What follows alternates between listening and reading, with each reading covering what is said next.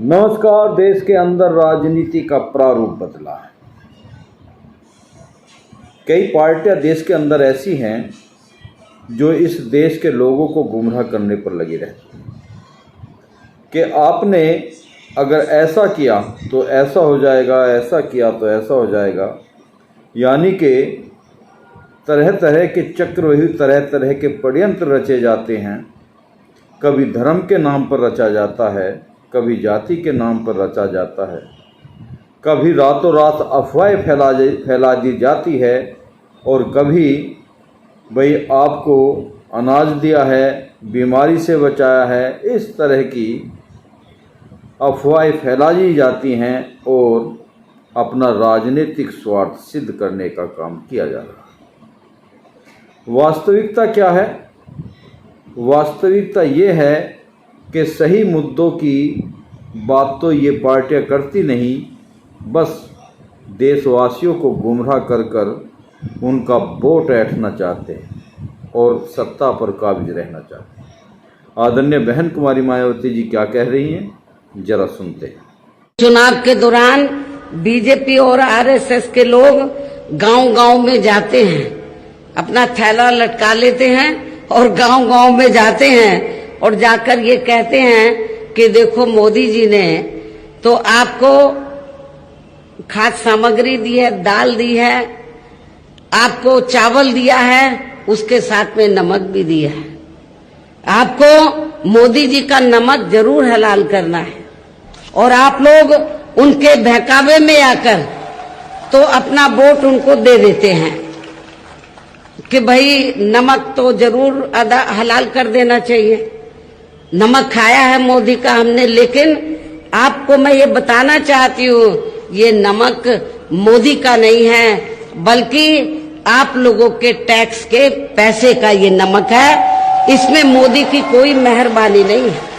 पूरे देश में जो जनता टैक्स देती है उस टैक्स के पैसे से आप लोगों को ये नमक या दाल, चावल या आटा आदि दिया जाता है।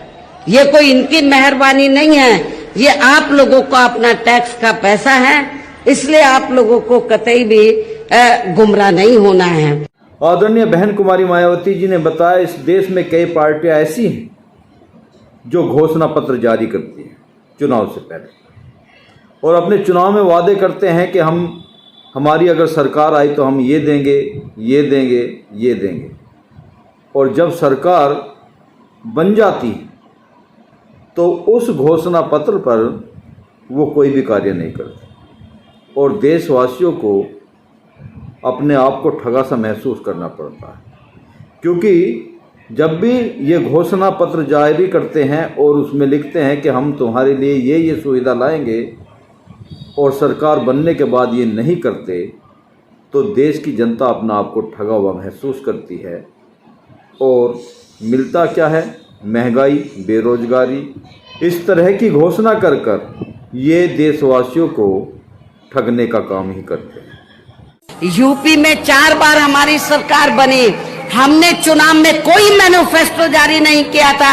सत्ता में आने के बाद हमने वहां के लोगों के लिए जनहित में बड़े पैमाने पर कार्य किए।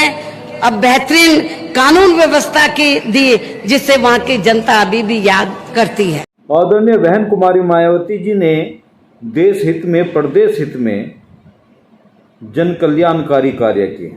अपनी सरकार में आदरणीय बहन कुमारी मायावती जी ने सभी वर्गों को ध्यान में रखकर, प्रदेश हित को ध्यान में रखकर अपनी सरकार चलाई और उस सरकार में सभी को समान अधिकार मिले और प्रदेश का वातावरण एक शुद्ध वातावरण बना, भयमुक्त, अपराध मुक्त, अन्याय मुक्त, अत्याचार मुक्त और विकास युक्त वातावरण बहुजन समाज पार्टी की सरकार में बना। के खिलाफ नहीं है, बल्कि बीएसपी की विचारधारा देश व सर्व समाज के हित में है। अर्थात बीएसपी तो इस देश में मनुवादी व्यवस्था के तहत जो गैर बराबरी वाली सामाजिक व्यवस्था बनी है, इसको बदलकर हम लोग समता मूलक समाज व्यवस्था बनाना चाहते हैं जिसमें सब लोग बराबर हैं। यदि इस व्यवस्था परिवर्तन में बहुजन समाज के साथ साथ अपर कास्ट समाज के लोग भी अपनी मनुवादी मानसिकता को बदलकर इसमें सहयोग देते हैं तो ऐसे लोगों के लिए भी बहुजन समाज पार्टी में आदर सम्मान के साथ प्रवेश के लिए दरवाजे खुले हैं। और ये पहल सबसे पहले बहुजन समाज के लोगों ने की। लेकिन कैसे की? उत्तर प्रदेश में पहले बहुजन समाज के लोगों ने बहुजन समाज में जो विभिन्न जातियां हैं, भाईचारे के आधार पर उन सबको बीएसपी की विचारधारा एवं उद्देश्य से जोड़ा। आदरणीय बहन कुमारी मायावती जी ने सर्व समाज को साथ लेकर चलने का प्रण किया और स्वर्ण समाज के लोगों से भी कहा कि अगर मनुवादी विचारधारा को त्याग कर आप बहुजन समाज के साथ जुड़ना चाहते हैं, बाबा साहब अम्बेडकर जी की विचारधारा पर चलना चाहते हैं, तो आपका स्वागत है। जय भीम, जय भारत।